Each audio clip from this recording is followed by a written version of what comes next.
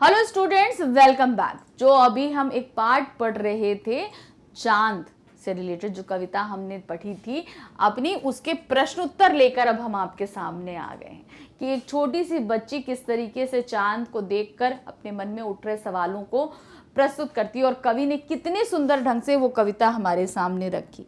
तो उससे जो रिलेटेड जो हमारे प्रश्न है वो हम आपके सामने लेकर आए हैं। कविता है तो ज़्यादा प्रश्न नहीं है, लेकिन जब भी जितने भी हैं उन्हें हमें समझना है और करना भी है। तो देखते हैं पहला प्रश्न।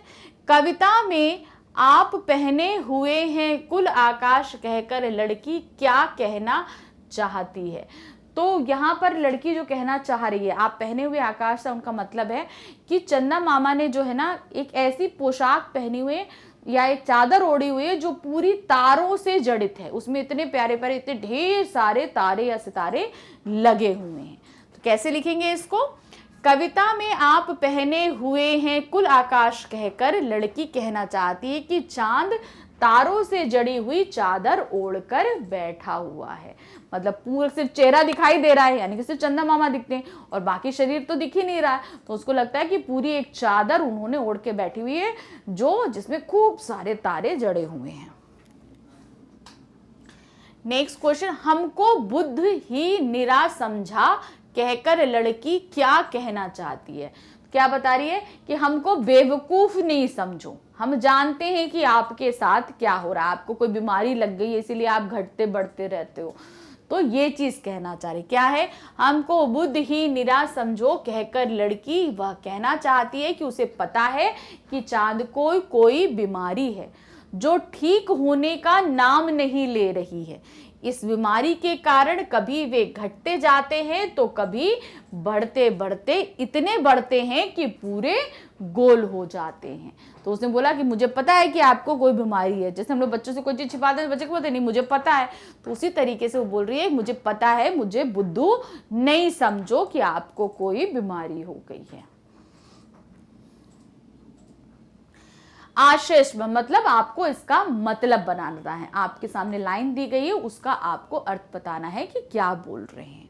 यह मर्ज आपका अच्छा ही नहीं होने में आता। तो ये जो प्रस्तुत पंक्ति है शमशेर बहादुर जी ने लिखी है, तो इसमें उन्होंने क्या बोला है कि चांद की जो ये बीमारी है वो ठीक होने में नहीं आ रही है। ये बात बालिका उनको बोल रही है, यानी घटने बढ़ने की जो बीमारी है वो मर्ज आपका ठीक ही नहीं होता, आप कभी घटते रहते हो कभी बढ़ते रहते हो। तो क्या दिया है? कवि शमशेर बहादुर सिंह प्रस्तुत पंक्तियों द्वारा ये कहना चाहते हैं। देखिए लिखने का तरीका यही रहेगा, आप पहले कवि लिखेंगे, कवि कौन है, पंक्तियां क्या हैं, ये सब पूरा लिखते हुए भी आशय स्पष्ट करना है कि उसे पता है कि चांद को कोई बीमारी है जो ठीक होने का नाम नहीं ले रही है। इस बीमारी के कारण कभी वे घटते जाते हैं तो कभी बढ़ते बढ़ते इतने बढ़ते हैं कि गोल हो जाते हैं। देखिए अर्थ जब भी स्पष्ट करेंगे तो जो लाइन है वो तो समझानी है, लेकिन वो लाइन क्यों बोली जा रही है ये चीज भी हमें समझानी है, कवि बताना है, प्रस्तुत पंक्तियां। तो जो फॉर्मेट हमने आपको दिया है इसी फॉर्मेट को फॉलो करते हुए कोई भी लाइन आपसे पूछी जाए आशय स्पष्ट करने के लिए, सेम इसी तरीके से आप लिखेंगे। कवि का नाम और पूरी तरीके से इसी तरीके से देंगे। याद रखिए इसमें आप चाहें तो पाठ का नाम भी मेंशन कर सकते हैं। नेक्स्ट क्वेश्चन है, कवि ने चांद से गप्पे किस दिन लगाई होंगी? इस कविता में आई बातों की मदद से अनुमान लगाओ और इसके कारण भी बताओ। अब दिन के कारण क्या है? पूर्णिमा है, अष्टमी है, अष्टमी से पूर्णिमा के बीच है, प्रथमा से अष्टमी के बीच है। तो अब ये दिन दिए हैं। अब क्या होता है, प्रथमा से जब अष्टमी की तरफ जाते हैं तो बढ़ते हैं, ठीक है, प्रथमा से।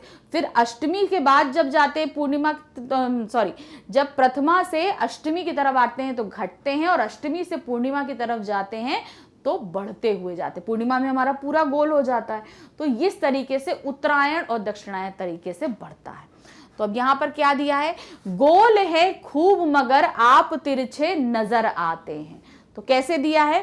अर्थात चांद की गोलाई थोड़ी है मगर तिरछी है, गोलाई पूरी है मगर तिरछी है, यानी पूर्णिमा होने में 1 या 2 दिन बाकी हैं, यानी 1-2 दिन में पूर्णिमा हो जाएगी, यानी चांद पूरा हो जाएगा।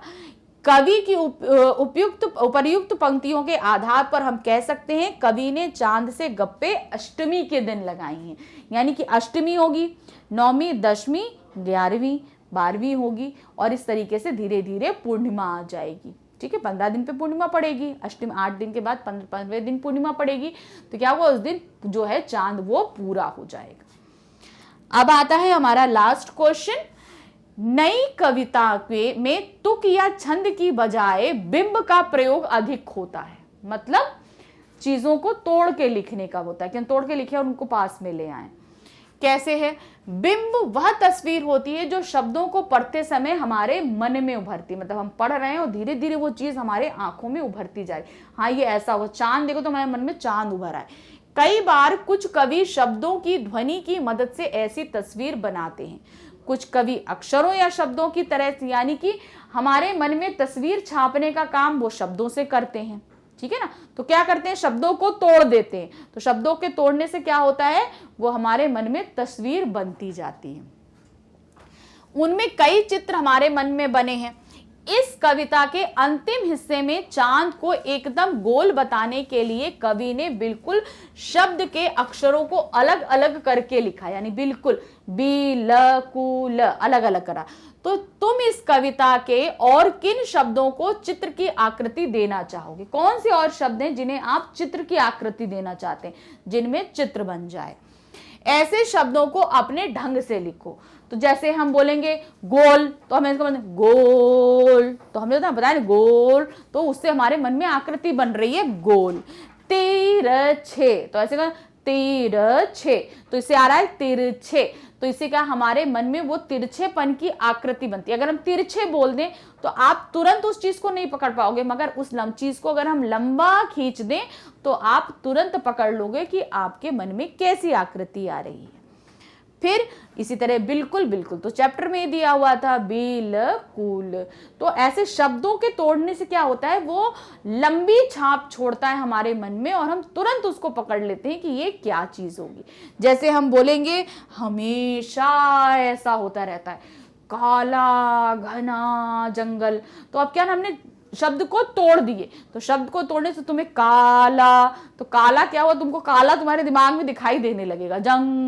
जंगल में आया, तो अब जंगल क्या हुआ, तुमको वाकई वो जंगल हमारे मन में उभरने और बनने लगता है। तो यही होते हैं बिंब बनना। तो इन्हें शब्दों के माध्यम से कवि या लेखक बिंब हमारे जो है मानसिक पटल पर बनाते हैं।